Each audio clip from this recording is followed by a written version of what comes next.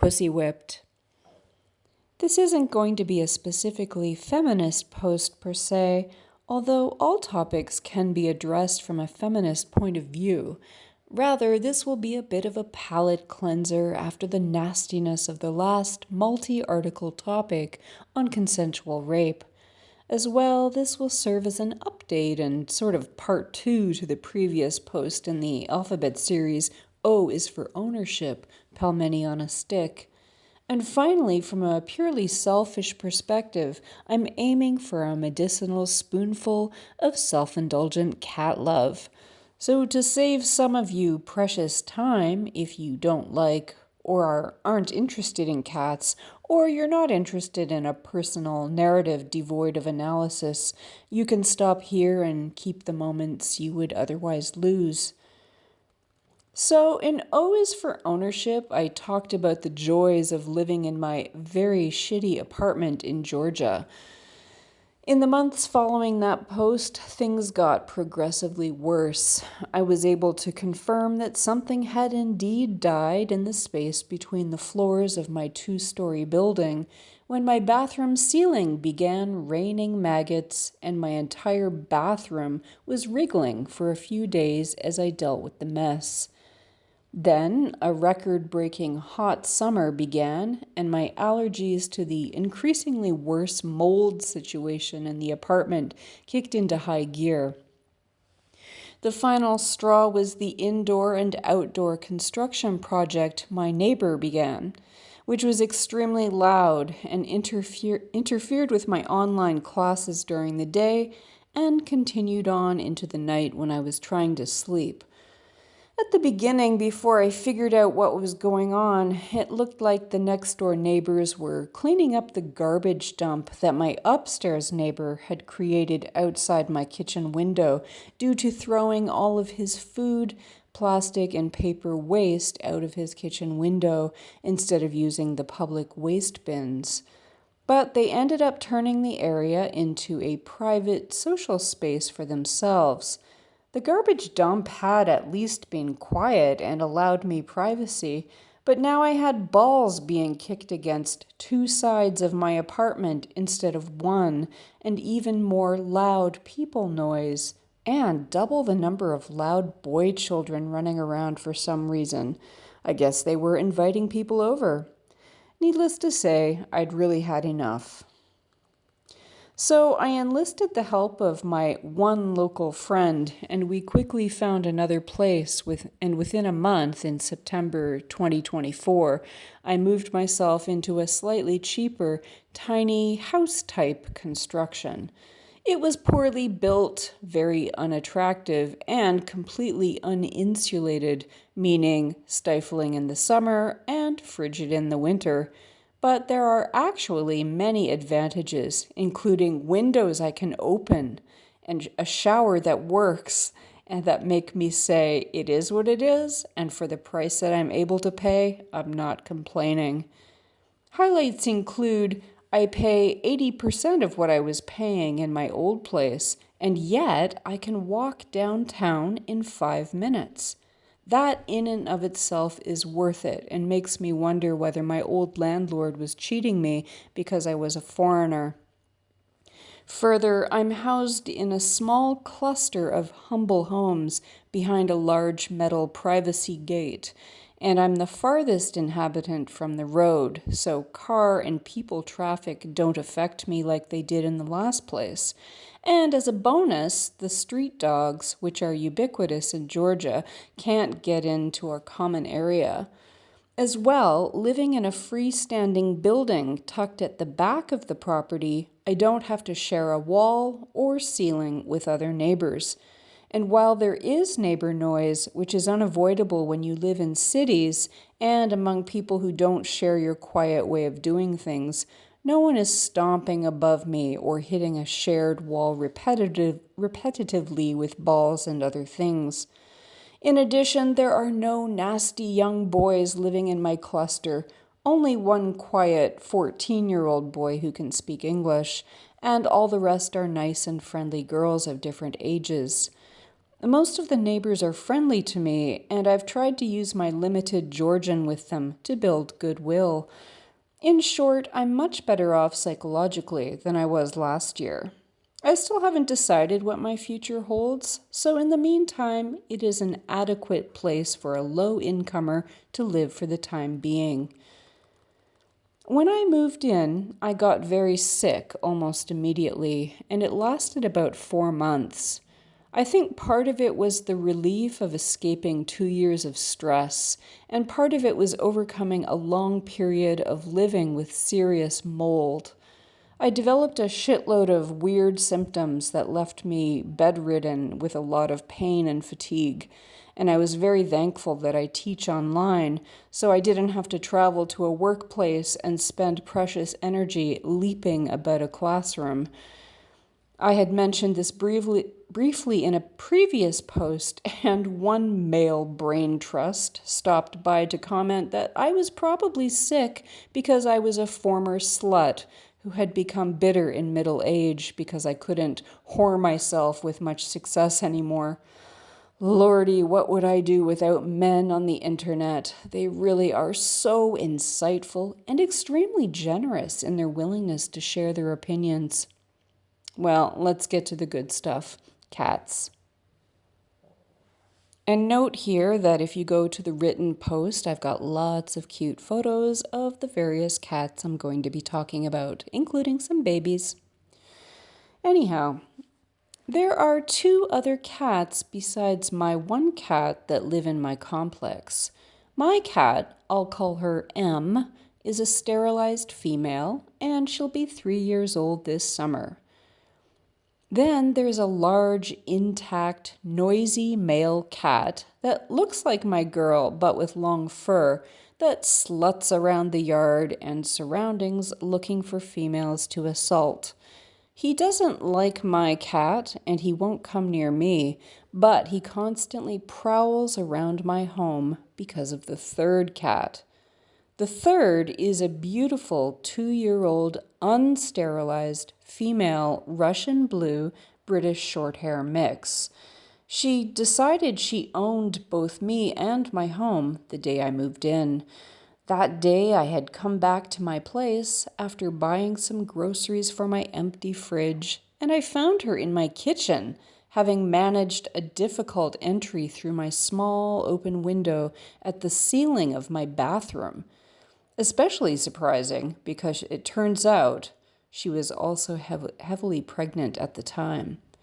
I hadn't been sure of her status as she looked bloated, but I could also feel every vertebra in her spine when I pet her. I had no experience with pregnant cats, and there are so many undernourished, owned, abandoned, and stray animals in Georgia. But her fur was clean and soft, and she smelled like laundry soap or some kind of perfume, so she wasn't a stray, and it turned out that she lived next door. I began feeding her, and within a week her back felt normal. I decided to slowly introduce her to my cat, who hadn't had exposure to other animals since she was a baby. I was also thinking about letting my cat go outside to get used to normal life and become a little less sheltered and timid. It hadn't been possible at the old apartment. The whole reason I rescued her was because I caught one of the nasty little boys chasing her and then grabbing her and shaking the hell out of her.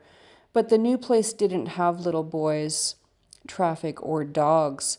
After a couple of months, I allowed both cats in the same room together. Even now, months later, my cat still hisses and growls, but there has never been a fight, and she manages to settle down in the same space. They have touched noses in greeting many times, which is what familiar cats do to each other. B feels completely comfortable and unthreatened, and my cat will probably always be a bit of a princess as she's not used to sharing her human servant or space with anyone else. Round about mid-November, I was returning to my home from the market when I noticed a tiny face looking out at me from under my house. I stopped. Then another little face popped into view. Then a third. So it turns out there's no such thing as mothering instinct.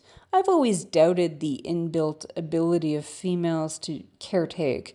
There are certainly millions and millions of examples within the human female population, but there are also tons of examples in the animal world that runs on instinct, where being female doesn't guarantee a good mother.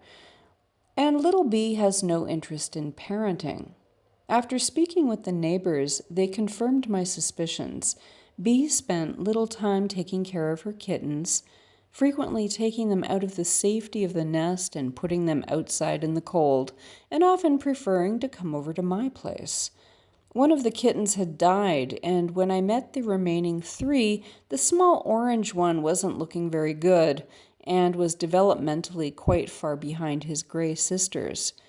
Then the family gave the two gray kittens to another home, and I decided to bring the orange into my home so that B would take care of him.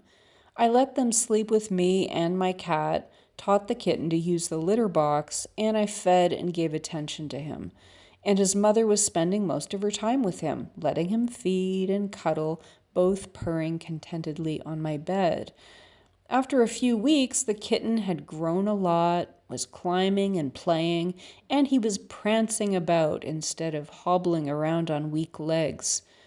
By the time I had to leave the country on a visa renewal run, I was confident that the kitten could fend for himself. And a day after I got back to Georgia, the owners were comfortable enough to place him in a new home. Fast forward a few months. Winter was bloody cold and wet this year. It snowed 3 times, and the third time we got well over half a meter of snow, about 2 feet to Americans, which stayed for a few weeks. B spent a lot of time during the winter at my place. She's free to come and go during the day, but she enjoys lounging with me on my bed or sitting on the chair next to me if I'm at my desk. Many people think that cats aren't social creatures, but they are. They are independent, but many of them love attention and being on or around humans. I work at home, while B's family is out all day at work or school, and I'm not sure if they spend much time with her anyway. I usually make her go home at night. The window to her home is always open for her to come and go. In February, I started suspecting that there would be some springtime kittens. The boy cat had been very vocal and was coming around a lot, you see. And of course, not long after my suspicions arose, B started looking a little heftier around the middle. I had read that cats frequently deliver at night, so I made sure that she was never in my home at night. I really didn't want to risk having to deal with birth complications and such. I have a very slim income right now. A few days ago, the boy cat started getting really annoying and loud, and a few times during the day, I noticed him assaulting B. She made no attempt to escape and would often hear him and go out to let him assault her. It went on all night as well. The next morning, I had let my cat outside and I went back to bed to read. B waddled in and jumped into bed with me and cuddled up in the crook of my arm. She was fidgety and started licking her genital area repeatedly. Warning bells started going off. I looked down for a closer look and I saw a black tail protruding, and I grabbed a towel that I kept on the bed for the cats to sleep on. 2 hours later, there were 4 robust-looking kittens snug against their mother. I arranged a cozy and safe enclosure on my bed, and I kept them all for 24 hours, and B didn't leave them except to eat or use the litter box. I had left a note with my neighbors at that point, and they came to get Mum and kittens, but I couldn't help but feel that if they were to stay with me, B would do a better job of tending to her babies. In fact, later that night, she came by my place yowling and checking every window and door for a way to get in, and early the next morning she was back. I didn't let her in then, but I've since let her visit, but I don't let her stay, as I fear she will completely neglect the babies. Anyhow, cats make me happy. And I'm frequently unimpressed with the way many people deal with their pets and animals in general.